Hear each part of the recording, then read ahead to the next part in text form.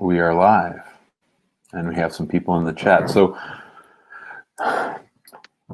Jim Hackey, Mackenzie Simmons, back with you for an Ask Me Anything special. This is dedicated to the Trump immigration ban. I hope that many of you saw my video the other day.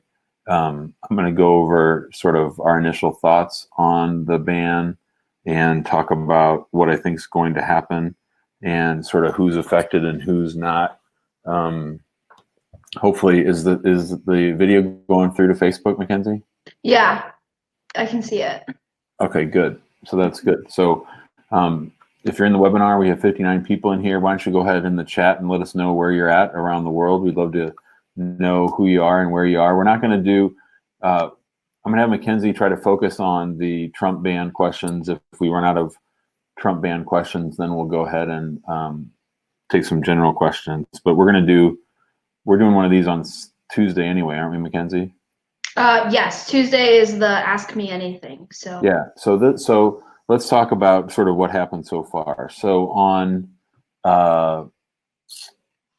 Monday, the president tweeted at about 9 o'clock St. Louis time in the evening that he was going to halt immigration to the United States for a short amount of time. That was on Tuesday, so Monday, and everybody freaked out. So when I got to work on Tuesday, everybody was emailing, calling. We thought that no one was coming anymore to the United States. We had people who were, even U.S. citizens were already worried and scared about it. So, but people going through the green card process were scared. People going through the employment visas were scared. Everybody was worried and nervous about what was going to happen. And then Trump had a press conference on Tuesday night where he sort of mumbled how he wants to protect the American worker, and that he was getting around to issuing a executive order, a presidential proclamation. That proclamation came out on Wednesday night, and it went into effect last night right before midnight, so 11:59 p.m. yesterday. The order went into effect, and it affects certain groups of people. So first and foremost, it doesn't apply to people who are already in the United States. So the president, I don't think, has the power to stop the immigration process within the United States.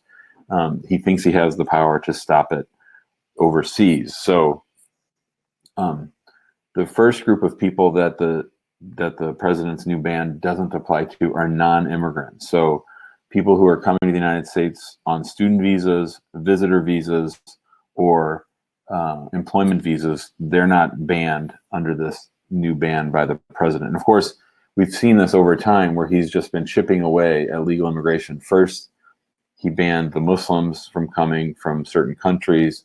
Then he banned some people related to the coronavirus, certain countries of people. And now he's gone and blocked out certain groups of people. And again, this is for people who are overseas, not for people who are in the United States, okay? So as far as people who are overseas, one big group that we were worried about were the immediate relatives of U.S. citizens. So under U.S. immigration law, there's one category of people, or actually three categories of people, who there are an unlimited number of visas available. So they don't have to wait for a visa number to become available. Congress has not capped them.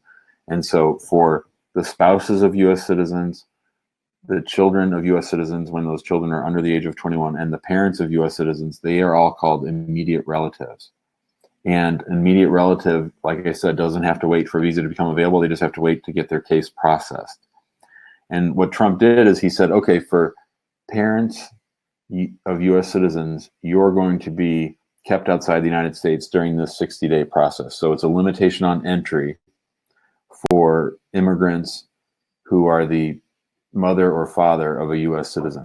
So they're sort of put on hold. But the children and spouses of U.S. citizens are not being put on hold. They're not limited. So the order kept getting smaller and smaller, and the group of people that it applied to kept getting smaller and smaller. So on Monday night, it was all immigration. And then on Tuesday, it was, we're going to protect the American worker. So people thought, oh, maybe H-1Bs are going to get canceled. And then on Wednesday, when we actually got the order, it is not applying to the spouses or children of U.S. citizens. It is applying to the parents of U.S. citizens to the brothers and sisters of U.S. citizens. It's applying to the spouses of green card holders and the spouses of, the underage and all children of green card holders. Those are all being prohibited. So think it through. So these are people who have already gone through the process. They've gone through the I-130 process. They've gone through the National Visa Center, and their cases are at the embassy. Now, of course, a lot of this is just political posturing. And one way we know that is that the embassies are closed anyway. So nobody's getting visas right now anyway. Even the spouses of U.S. citizens aren't getting visas right now. So I think that at first people were really, really concerned. But now I think some people are figuring out that in a lot of ways, it's just a cheap political stunt. There's still real world consequences that we're going to talk about during this interview. But it's not nearly as drastic as we thought it was going to be. And the main reason it's not as drastic, it's because it doesn't affect the spouses of U.S. citizens. Now, for those of you who are affected by it, I'm sure you're plenty upset, and I get that, and I don't mean to minimize that. But I'm just saying the scope of this could have been broader. And so those are sort of the groups that aren't going to be allowed. People who, the other group, the major group are people on the diversity visas. So if anybody's watching this, and you have a diversity visa application on file, I need to hear from you immediately. I need you to email me at info@hackinglawpractice.com. We're thinking about putting on a lawsuit to challenge this proclamation, and I'm probably going to file it if I file it on Monday. And I have classifications of all the people in the lawsuit, that are covered by the ban. But I don't have anyone who is a beneficiary of the diversity visa. And I think they're important to include, because for those who win the diversity visa, you only have until September 30th to get your visa in hand. And so those people can really, what's called, suffer irreparable harm, suffer real harm that can't be fixed if Trump is allowed to put this into place. So I'm sure there's lawyers around the country who are working on a lawsuit. We are working on a lawsuit ourselves. We'll see if we actually file it. But I think we're in the right posture to do it. And the question is whether we can get it done in time and whether it's going to be effective. I'm not going to file it if I don't think I can win. I don't want to waste the court's time. I don't want to waste our time. And I don't want to embolden the president. So with that, that's sort of the general tenor of things. One thing to keep in mind is don't believe them when they say 60 days, that this ban is only going to be for 60 days. You can't believe that. So I saw one of his spokespeople, Mark Meadows, he said, well, this is just a temporary ban like the other bans. Well, that's complete BS, because the Muslim travel ban is not only still in place, it's been expanded to include other countries. So again, this is just a chipping away. So hopefully lawsuits can put a stop to this nonsense up and through the election in November, and hopefully into January next year, when hopefully we'll have a new president and we can undo a lot of this damage that he's caused. So with that, Mackenzie, I will take questions. I don't know if we have them in Facebook or here. I'm going to trust you as always to feed them to me, and we'll get going. Okay. So we are going to start with Yasin. He asks, does the travel ban impact advanced parole holders? It could. If someone, I always tell people who get advanced. So just so you guys don't know, advanced parole is permission to enter the United States before you leave. So that's where parole means entry into the United States. Advance means beforehand. So you're getting advance permission to enter the United States after temporary travel abroad. And so I would not feel comfortable. There is a provision in the proclamation that says that it applies to people who don't have advanced parole, right? So who don't already have parole. So I believe that legally, if you have advanced parole, regardless of what you're applying for, that you should be able to enter the United States.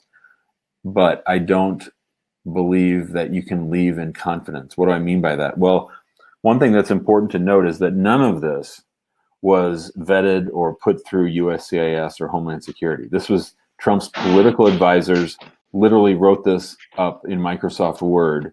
It's a 3-page proclamation that they typed over the 2 days after the president and I'm really trying hard not to badmouth him or cuss, so bear with me. But they basically made up these rules by thinking, what can we get away with? And that's within the confines of what the president said. It's really just a way to make their base happy. So there's been no legal analysis. There's been no, going through the rulemaking process here. They're violating the Immigration and Nationality Act, and they haven't done any of the things that the rules require. So what that means is that this proclamation isn't going to be translated well down to the people at the border or at customs who are letting people into the United States. And that's why it's dangerous for you to travel on advance parole all the time. I don't really like advance parole, and I always ask people to stay in the United States as long as they can. But I think that we can't say with confidence that someone who's going through the green card process and has advance parole is going to be allowed back into the United States if some customs official misreads the proclamation. Okay. Eugene says, my employment immigrant visa was already approved and issued in February. Will this affect me trying to come to the US? So that's a good question. So the presidential proclamation itself, let's pull it up and I can show you.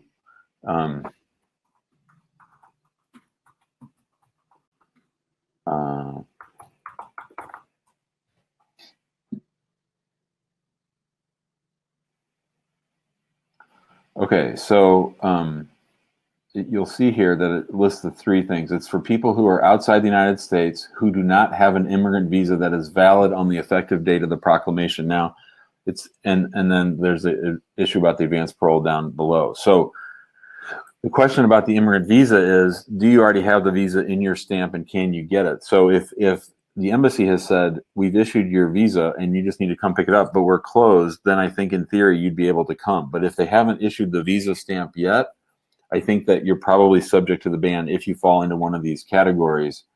So the way that they wrote it as everybody's banned, but here are the exceptions. So let's just real quickly go through the exceptions so they don't miss anything.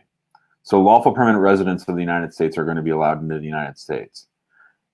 And again, that's just because they screwed up the Muslim ban so much before that they needed to make that clear. Lawful permanent residents don't have to go to the embassy, so there's really no reason for them to even be excluded from this, other than the fact that they probably wanted clarity because they screwed it up so badly the last time. Now, with the healthcare professionals, they're also excluded from this. People coming on the investor visa program, they're excluded from it. Aliens who are the spouses of U.S. citizens are excluded. The children, we talked about that. Aliens who are assisting with law enforcement or the Secretary of State or Homeland Security, those in the armed forces, those who came on a special immigrant visa, which are like translators and people from Iraq and Afghanistan, and then anybody whose work would be in the national interest, whose entry would be in the national interest. So those are the exclusions. I do think that there's going to be another version of this that's going to address non-immigrant visas, and I think that at first they had planned on including H-1B visa holders, but they got a lot of outcry from big business, and so they sort of retracted and went back from that.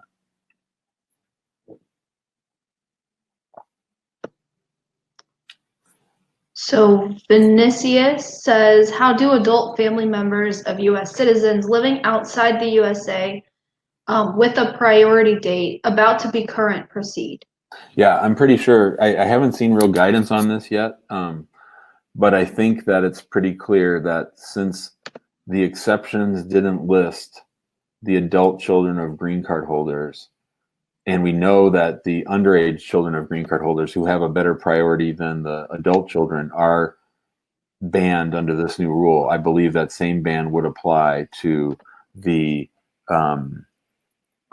to those adult children of green card holders. And let me make one other point along those lines. So this rule only applies to the embassies. So questions like, should we still file an immigration application for our parents if we're U.S. citizens? Or if I'm a green card holder, should I still sponsor my wife? Or are they still going to process my wife's case? The answer to all those questions is yes. So right now, the only thing he can do is stop the embassy from actually giving the visas. They're still going to do all the processing at USCIS. They're still going to do all the processing at the National Visa Center. They're still going to do all the processing at the embassy. So you want to get to the front of the line and you want to keep moving your case along, because basically it's just a pause button on the issuance of visas. So eventually there's going to be a day, hopefully soon, if a judge declares it, that the pause button goes up and they get, I mean, putting aside the coronavirus issue, but just as far as general operations, that general operations are going to keep going. So we're still filing applications. We're still filing lawsuits for delays. So the federal courts are still open. They're still issuing the subpoena so we can get the lawsuits underway. And my whole thing, both with should I file now or should I file my case with USCIS now? Should I continue to process my case at the NVC, or should I file my lawsuit? All those are yes, that you should keep going along, because delay is relative. Delay is affecting everybody. So you might as well secure your spot in line by either getting a priority date earlier or by getting your lawsuit on file earlier, because that'll just put you higher in the line when things reopen. I see a lot of my friends posting in here, a lot of people that we've consulted with before, so that makes me happy. Quite a few people are asking, how will this affect the upcoming Diversity Visa 2020 program? So if you have been selected in the diversity visa, and if they've started processing your case, then so let's say, so there's people who were selected in last year's lottery and who started processing their case on September 1st. Some of those people already have green cards and are in the United States. Other people, their numbers are about to become current now. And if there's anybody like that on this call, I need you to call our office or email me, info@hackinglawpractice.com, because I'm going to file this lawsuit, because if not, you guys are screwed. Because if you don't get your visa by September 30th, you're in big trouble. I'm not even going to charge people. If you're a diversity visa holder and you, I'm working on a lawsuit that I'm doing it for free. And I will add the diversity visa people to that lawsuit for free if they're inside the United States or outside the United States, because, and if they're in the United States, I think arguably this doesn't apply to them and they should still be able to process. But you need to file this lawsuit because you only have until September 30th to secure your visa. So if anybody's on here, you're 100% affected by it. And two, I will represent you for free in a lawsuit that I'm planning to file next week. But I need to hear from you like today. Okay. A law says, is there any way to make an exception for spouses of green card holders after those 60 days? Well, first of all, I think the 60 days are going to keep going. And two, interestingly, they did not include a provision that allows for exceptions. So one of the things they learned with the travel ban that was a problem was that there were no waivers or ways around it. They made that same mistake again. And so I'm just writing down to make sure that I've said this a few times, but I want to make sure in my brief that there's no waivers and we need to do that. So no, there's no exception. If the ban goes, there's no exceptions now, except if there's like in the national interest of the government, which is BS, and there's no waiver provisions or procedure. And so I think that's one of the defects with the proclamation. And if the proclamation extends beyond 60 days, then as things stand now, there's not going to be a way to get that waived. Okay. Robbie asks, as I understand that filing an N600K is still available and not included in the ban. Is that true? Yes. Okay. Liz Derry says, what about people with immigrant visas but have not traveled yet to the USA? If they have the visa, they should be able to come. Of course, they need to come as soon as possible because those visas are going to expire. We haven't received any kind of guidance from the State Department yet on what they're going to do with people who had visas in hand that had an expiration date that passed by while the coronavirus was happening. So if you have that visa, I would say find a boat, find a plane, find some way to enter the United States before that visa expires. I think they might give extensions, automatic extensions, but that hasn't happened yet. We don't know. Okay. Faith says that they're on an F1 student visa and about to go to OPT. Can her and her partner, a U.S. citizen, still go ahead and do the adjustment of status after we get married with this ban? Yes. The ban does not affect adjustment of status in the United States. The public charge does, so make sure you understand about the public charge. But you can still adjust in the United States. Again, this is only applicable to people who are trying to get a visa so that in the embassies so that they can come to the United States and then get their green card. There's two ways to get a green card. One way is adjusting status like you are after having been in F1 status and marrying a U.S. citizen. That's adjusting in the United States. That's still on. Citizenship still on once USCIS reopens. Getting an I-751 approved to get the conditions removed on your green card. That's all still on.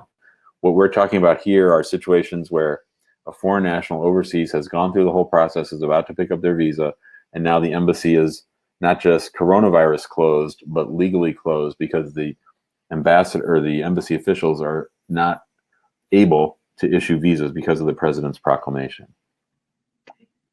Samihan says, if a parent of a U.S. citizen has a non-immigrant visa, can they come in and then apply to adjust status because the embassies are impacted by the ban? Who asked that question? Samihan. Samihan. I love it. I love the creativity. I believe that would work if they have the non-immigrant visa. Now, if they, yeah, that's a great question. In fact, we've had a couple people who entered on non-immigrant visas who were eligible to adjust, who are planning the consular process, but because they're stuck here now, have gone ahead and started the adjustment process. So if they already have that non-immigrant visa, that is a great plan, very wise, very smart. The one thing you have to be worried about is immigrant intent.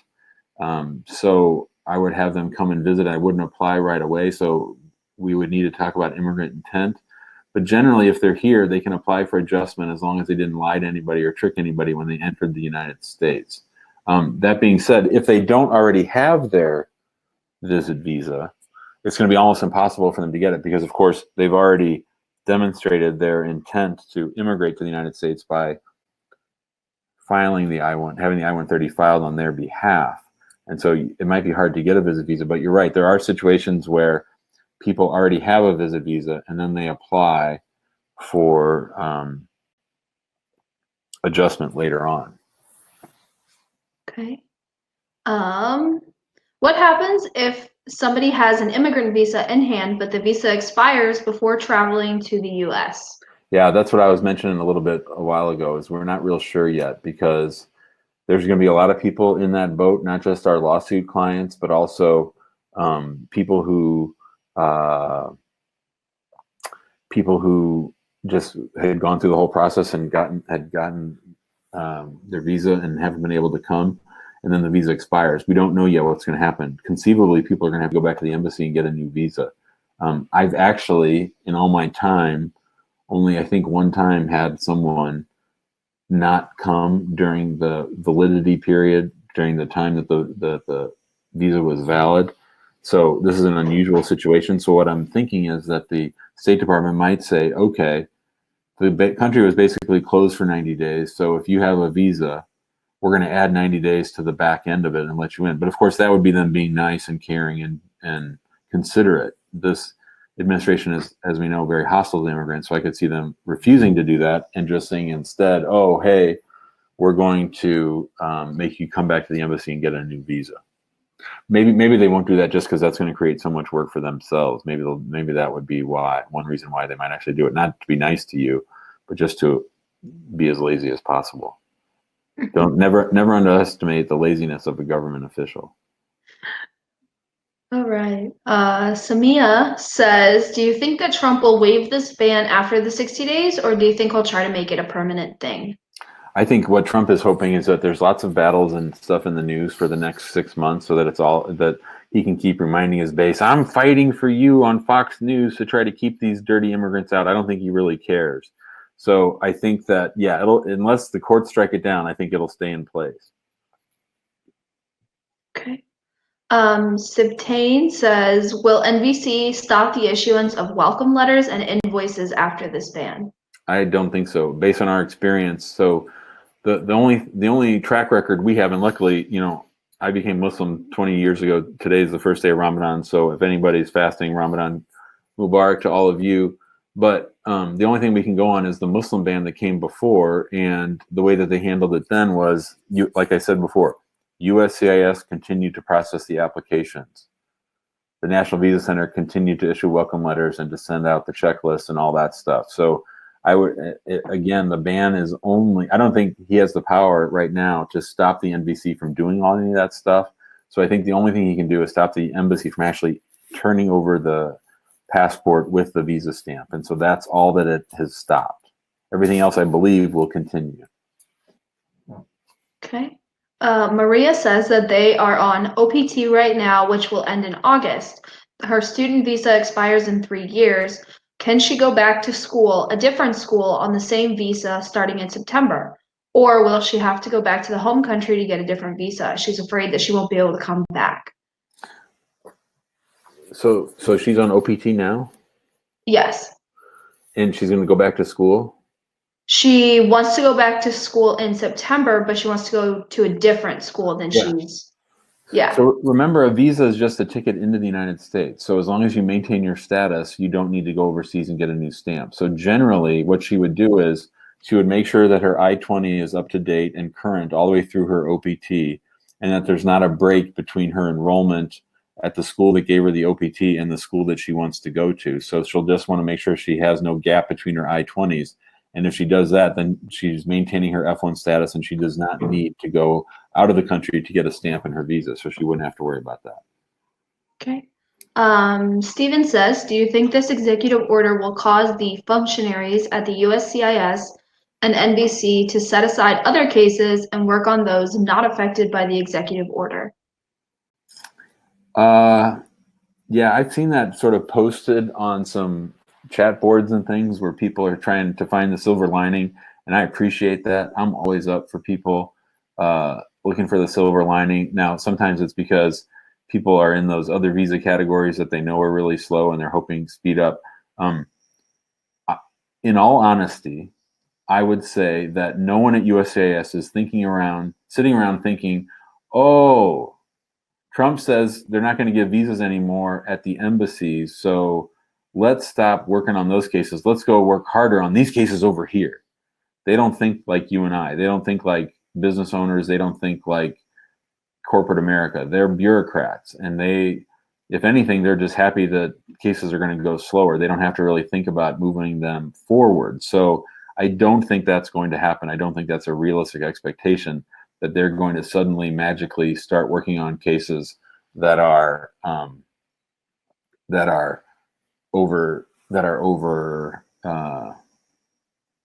stopped overseas.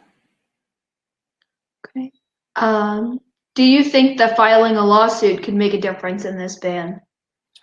Well, and how, I guess.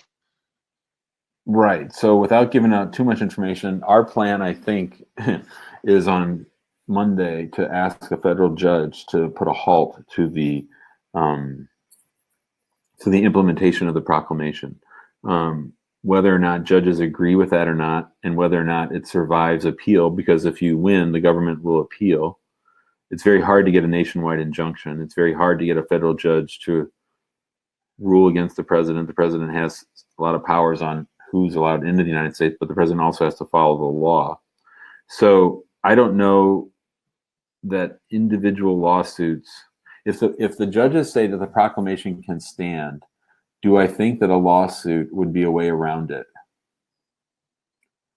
I would say it might be. I would certainly not be able to guarantee it. But one of the things that we've seen with the Muslim ban is that when we file lawsuits, sometimes cases that would ordinarily stay stuck get unstuck. Now, plenty of the Muslim bans, particularly for men from Iran, have remained stuck after we filed a lawsuit. But generally, a lawsuit is a way to get people's attention.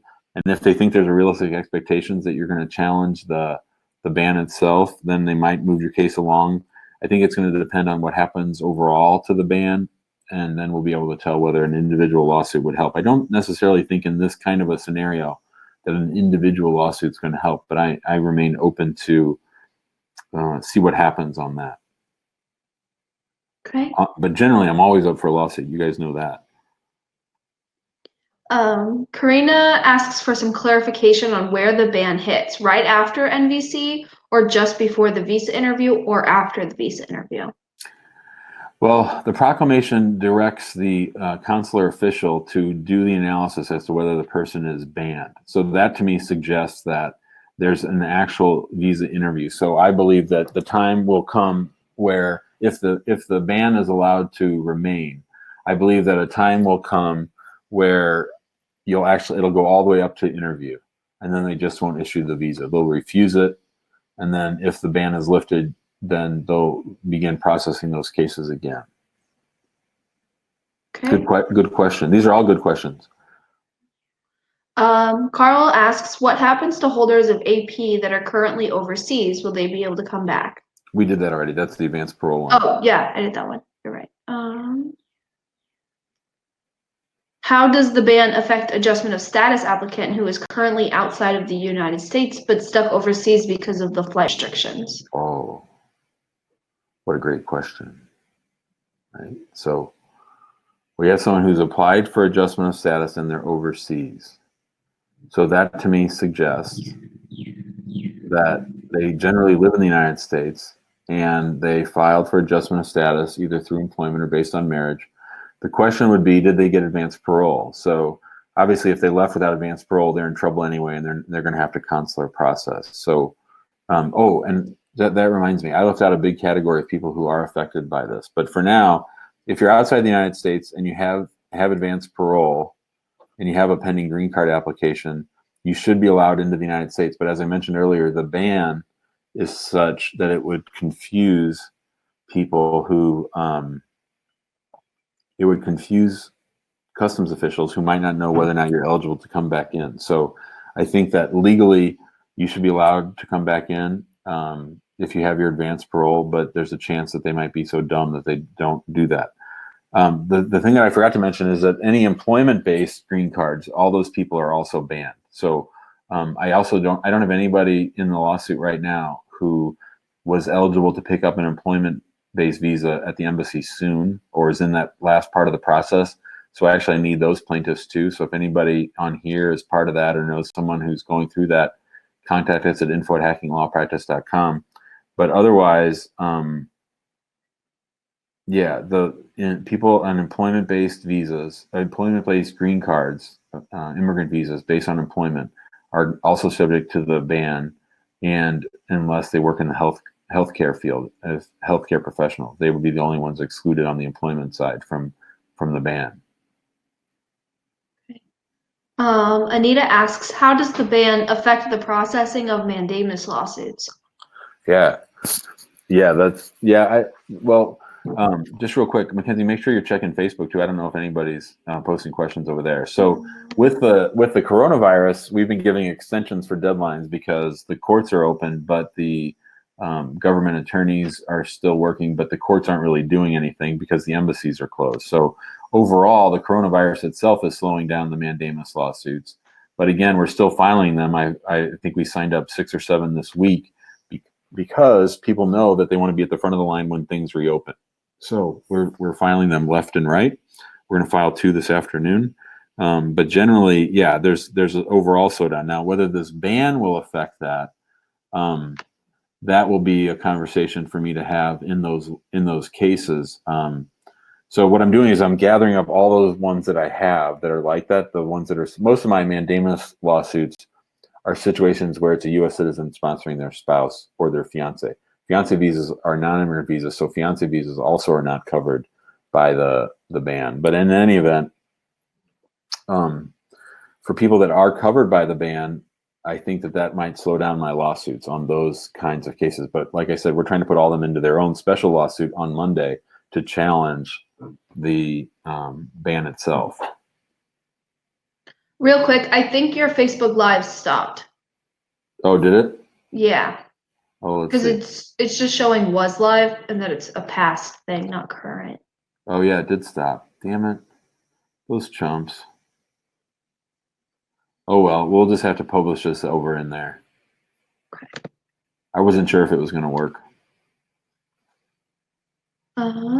So we did how the ban affects lawsuits. Yeah. Okay, Renelle says, I live in the Bahamas and I work as a teacher, but I also have a bachelor's degree in nursing. I took and passed the NCLEX RN exam last year, so I am licensed to work in the US. My 21-year-old son, who is a US citizen, applied for the green card on November. Is there anything that she can do for them to reconsider seeing that she is an RN, even though she works as a teacher? Well, if her son just filed for in November, she's still a good ways away from being able to come. So her case hasn't even been processed yet. But assuming that the ban stays in place, I would think she'd have a really good argument to come to the United States through her son based on her RN. There might be some kind of requirement that she show them that she has a job lined up to work as an RN. But I think that she's in a good position when the case is actually processed. Okay. Mike says, is it true that USCIS is waiving adjustment of status interviews for marriage-based cases right now? No, that's not true. Okay. Samihan, oh, go ahead. There might be one or two people who might have their canceled, but I've never known of a green card on a marriage-based case to be approved without an interview. So you can't, even if you know some guy who knows some guy who knows some lady in California who pulled that off, you can't make that into a generalized rule. Okay. Samihan asks, do you anticipate U.S. attorneys filing motions to dismiss or asking for more time on mandamus lawsuits, citing the reasoning as the ban? Yeah, I can see them trying that. Not so much the delay part, but certainly the motions to dismiss. But where I'm coming down on the lawsuits is that the issue of the legality of the program and its enforceability in individual cases, I think that's all going to be decided in 1 or 2 or 5 cases. It's not going to be an issue that pops up in every case. It's either going to be something that becomes the law and me and the U.S. attorneys all deal with that in the courts, or not. I don't think it's going to be something that's going to have to be litigated in every case. Okay. Vinicius asks, if the ban is allowed to remain, will a good strategy be to try and push the interview to a later date to avoid getting a refusal? Well, I don't think this is going to be the kind of refusal that can be revisited. So as long as you maintain contact with the embassy within a year, like you can't let a year go by where you don't contact them. If I had a client who was refused based on this ban, I would make sure that we still contact the embassy from time to time and then hope that it either gets ultimately struck down or a new president comes into effect. But the I-130 will still be approved. You'll just need to get into a place where you're in position to get it approved. So you're going to need the embassies authorized to issue such immigrant visas again, and then you're going to need to get your interview date and get it moving. So a refusal here is not that troubling. It's just a matter of we can't give it to you right now and we'll deal with it later. Okay. Raj asks if the executive order will affect his PERM application, which is currently in progress. No, the PERM, like I said before, PERM, which is part of the Department of Labor process to author or to certify that that the prevailing wage is correct, which is the first part of the immigrant visa petition based on employment.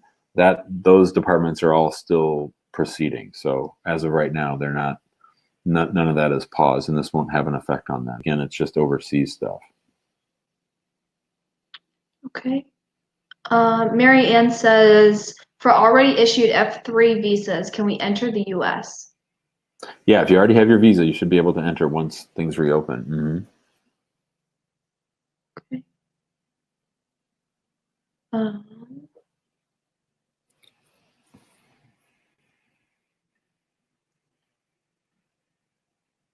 Okay, so I think that's all of the ban questions. All right, well, let's take like 10 minutes. I want to wrap a little bit early. I actually need to work on that lawsuit. And I got 2 more regular lawsuits to file. So let's go for about 10 more minutes, and we can do regular questions. If we don't get to your regular question, or if you have regular questions, we're going to do this again on Tuesday at 4 p.m. Central Time this coming Tuesday. So you can register for that on our Facebook page or an Immigrant Home. Okay.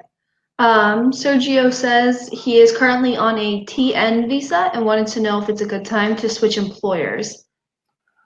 That's an interesting question. TN visas are such a hybrid of different agencies working together, and the process for a TN is so squirrely and unusual, and there's so much discretion to the CBP officers, and those CBP officers are so poorly trained that I would say this is not a good time to try to change employers if it means you're going to have to go get a new stamp in your passport. So I would say try to let things lie the way that they are until you're in a place where things have settled down, just because I think that there might be some mistaken interpretations of rules at the border. So I'd be careful about that, Sergio. Okay. Umair says that him and his wife are both legal permanent residents that are currently stuck outside of the US. His wife, however, has been stuck outside of the US for almost 9 months now. Okay, so he says by the time that they return, it would be about 11 months. Should they communicate with the State Department well ahead of time to talk about like why they were out and how they got stuck? If it's under 11 months, I think if it's under 12 months, I think they'll be okay. I don't think they need to reach out ahead of time. I think they're going to need to come back and stay here permanently for a good long while to reestablish residency. But if it goes beyond a year, then I think you're probably going to need to get a FOIL to re-enter the United States, which is a stamp you can get in your passport or separately. And so I think that for the most part, they need to do everything they can to get back within 1 year. That's when you really get in trouble. Mm-hmm. Okay. And again, Mackenzie, just real quick. Yeah. We're expecting some more guidance from the State Department, but for right now, they're being silent. And again, I know that they're acting in good faith, and I never assume that they're going to act in a way that tries to help people like them who are stuck outside the United States. And the question is, are they going to try to use it as a sword to try to hurt people? That's the question. Mm-hmm. Avi asks if this ban will affect the LPR spouses who are on H-1B and submitted an I-130 together. No, as long as they're all in the United States, it's not going to affect them. It's only for people who are overseas. Okay. Nayla asks if this ban would be permanent if Trump wins the election. That's a good question. That'll depend on what the courts say. I mean, we're gonna argue it that there's no indication that this is going to become that this is going to be short term. We're going with the assumption that this is temporarily permanent, if that makes sense. If it's here to stay, I would think that we would need an election maybe to get rid of it, mm-hmm. especially if the courts uphold it. He just keeps creeping. He just keeps trying to get more and more power. And I think of that old poem from the time of Nazi Germany when they said, at first they came for the Muslims and I wasn't Muslim, so they didn't come for me, so I didn't say anything. Then they came for the Jews and I wasn't Jewish, so I didn't say anything. And then they came for the disabled, and then when they came for me, there was no one left for me. That's sort of what we're seeing, is that they're just sort of creeping, trying to push the boundaries and forcing immigration lawyers like me to sue them and to fight with them when I should be doing other things. Mm-hmm. Can you talk about asylum seekers and how the ban would affect them? Well, so asylum seekers, it says in the proclamation that it doesn't apply to asylum seekers, but we all know that if there's one group that Trump has declared war on more than any other, it's the asylum seekers. So they're preventing people from entering at the border. They're making people stay in place in Mexico and argue for asylum there. They've really done everything they can. This particular proclamation doesn't really impact all the evil ways that they've been treating asylum seekers, all the ways they've been violating U.S. law and international law. But this particular proclamation doesn't really go into that. Okay. If a holder of, go ahead. Karina asked a question about switching from consular processing to adjustment of status. That's a good question. A lot of people are sort of finding themselves that sometimes people will file for their spouse and the spouse happened to be here during this virus. And there is a form that you can file. I think it's called an I-824, I think it's called. Maybe an I-854. It's about getting the National Visa Center to transfer the case back to USCIS. It's a little bit tricky. The form itself isn't that tricky, but actually getting USCIS to pay attention to, hey, first you say your immigrant spouse is overseas, but now they're here. What do you do? So you need to sort of nuance that and push push the right buttons at the National Visa Center to get them to pay attention. Mhm. Sorry for interrupting. No, you're good. Septane asks, why do you think people voted for Trump? Well, I think that there is a lot of economic insecurity in the United States. I think there's a lot of economic disparity between the rich and the poor. And I think that Hillary Clinton was a very, very unpopular presidential candidate, that we basically had the two least popular presidential candidates of all time. And people thought that they would give this alleged billionaire the benefit of the doubt, see if he could shake things up. I think there's a lot of people who hate the government. I think there's a lot of people who are not, whose wages haven't made much money, much increase over the last 20 years, mostly because of automation, not because of immigrants. And so I think he was able to tap into a lot of that. And I think that in some of the states that he won that surprised me, like Michigan and Pennsylvania and Ohio, that there's a lot of people who are suffering, and that he was able to promise them a bunch of bread and circuses that they bought. It'll be interesting to see if they buy it again. I say this as a white American who grew up in St. Louis, Missouri. I actually predicted that Donald Trump would win, right? So a couple of weeks before, I was on stage and I said to a bunch of Muslim people that Donald Trump was going to win, and are you going to be ready for that? And people thought I was crazy. When I was a young man, there was a Nazi running for the Senate in Louisiana named David Duke. I think at some point he was the chief Klansman of the Ku Klux Klan. And he when they did polls, the people that would tell the pollsters, well, I'm not going to vote for that David Duke. The poll said he was only going to get 3 or 4%. And he ended up getting like 13%. And that was always in the back of my mind.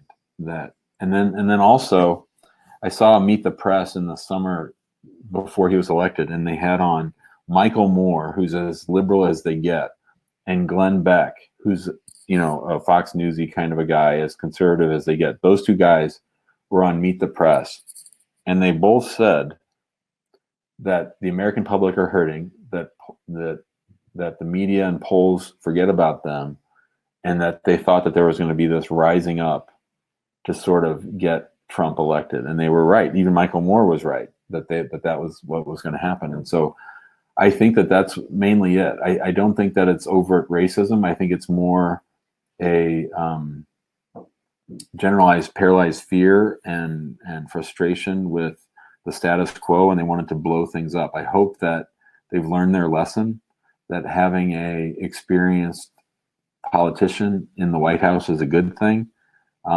And I've wondered a lot for the last 4 years about a couple things. One thing I've wondered about, the thing that really intrigued me, are the counties that voted for Obama and then voted for Trump. That's always sort of been in the back of my mind, like how in the world could that happen? And I think that's really that crew that hates Washington, D.C.